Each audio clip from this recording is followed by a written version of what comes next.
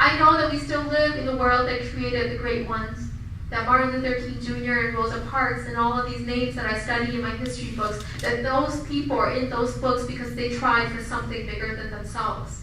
They tried and they failed.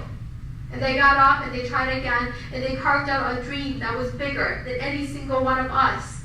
And here I am standing on the earth that made those people possible, that gave rise to the voices, the words that would educate all of humanity for all of time. So I raised my voice as a Hmong writer, as a Minnesota author coming from one of the most literate states in the nation, as an American writer contributing to world literature. That this is the essence of the human heart, trying, failing, getting up again. That the daughter of a song poet will find words that her father has never known. That she will go to the bookshelves of a bigger world and admire Robert Frost when he says, two roads diverge in a yellow wood, when he talks about the ocean and he says, the big waves watch the little ones come into being, and the sea wants to do to the shore what no water has ever done to land. The great Chinese poets, when they say, you ask me how it is at our parting, it is like the spring flower at summer's end. Rumi from that continent I've never been on. The second I heard my first love story, I started looking for you, not knowing that you were not in the world to be found, but that you were in the heart of me all along. The words of my father, right? If I can reincarnate, I become a vine and I hold out my hand as you're walking by. And maybe I'll drop a few seeds in your pocket and you'll take me home. And in the night I can get up and be your friend again. If I can reincarnate, I'd be a thorn on the side of the road. I tie myself into your clothes so you can take me home. So that I can get up and be with you once more. This is the world that has educated me. This is the world that has given birth to the heart of me. It is neither one place or the other, one influence or the next. It is this world that we live in and the forces that collide to teach young people how to dream.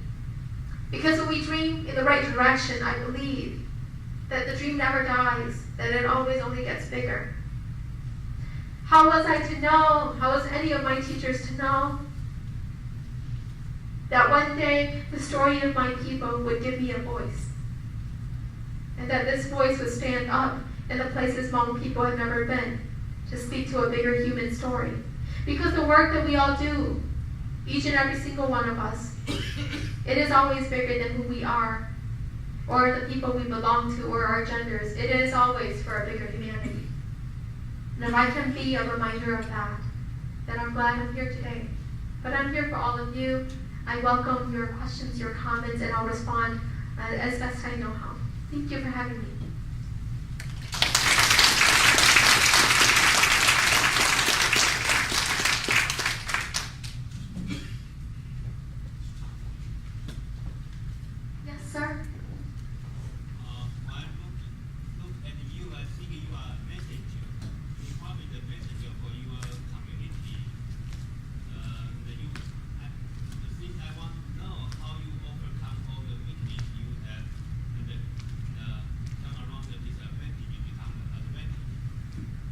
That's a good question. I don't know if I've overcome all of my weaknesses, because my weakness is to stand in front of a high school auditorium full of 800 kids, and they're laughing at me because I don't quite have the money to have the clothes to look really professional, and then I look quite young, so all these high school kids are laughing at me and they don't know why I'm standing on their stage. And they tell me to go home.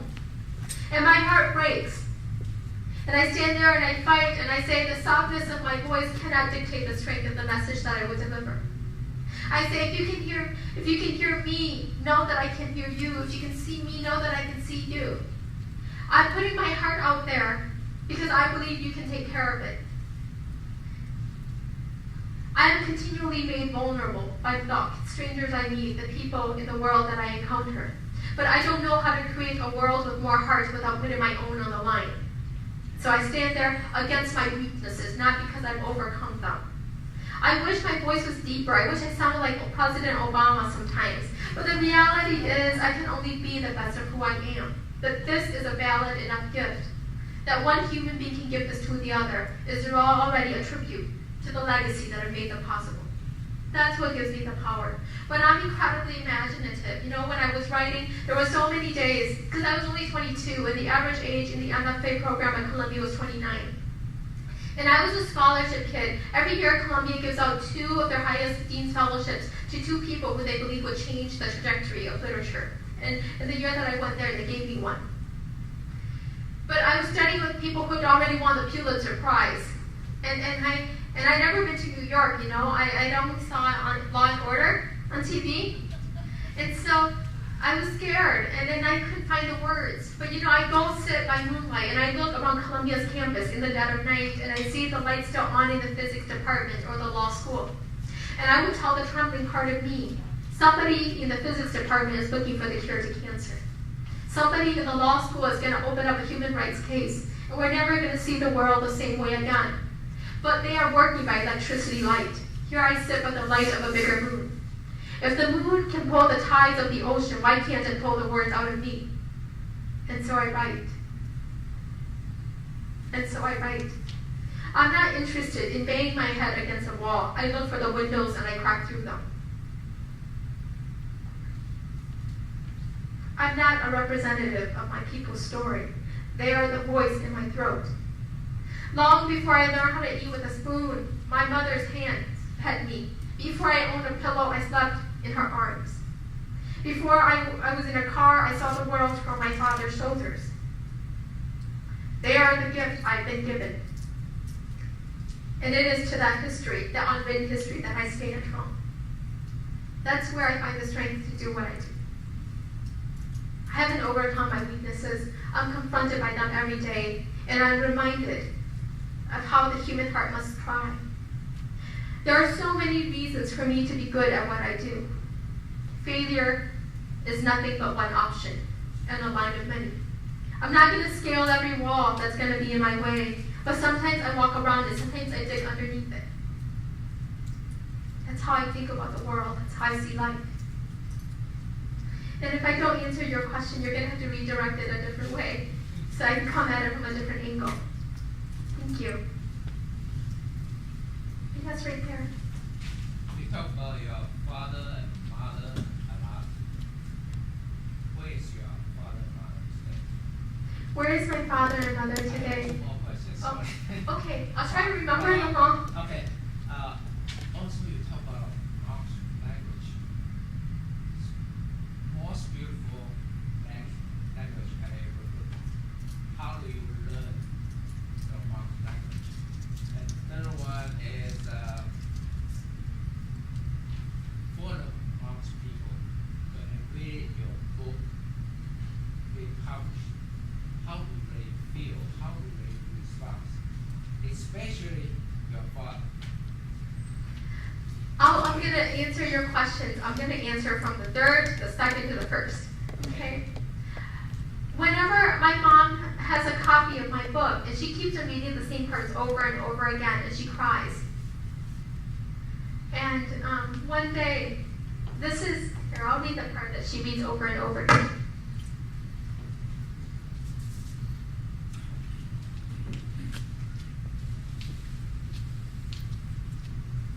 When my mom was 16, she met my father in the jungles of Laos. Their families had been running for many years, and they were all hungry. They had no more shoes or anything. But my father saw my mom. She still had beads in her hair, and he looked at this girl in the middle of the jungle starving with beads in her hair. And she looked at him because my father had very straight shoulders. And in a world where men have grown hungry and their voices shake with hunger, my father had a steady voice. And so my mom chose this path that would lead to marriage with my dad. They chose to marry each other. And because the North Vietnamese Army and the Pathet Lao soldiers were hunting down the Hmong for helping the Americans, there was a declaration of genocide against the Hmong. And so soldiers were coming into the jungles, and my mom, they were visiting my grandma, my mom's mom, and she was walking away. My mom never said goodbye. So this is the part of my book that my mom reads all the time,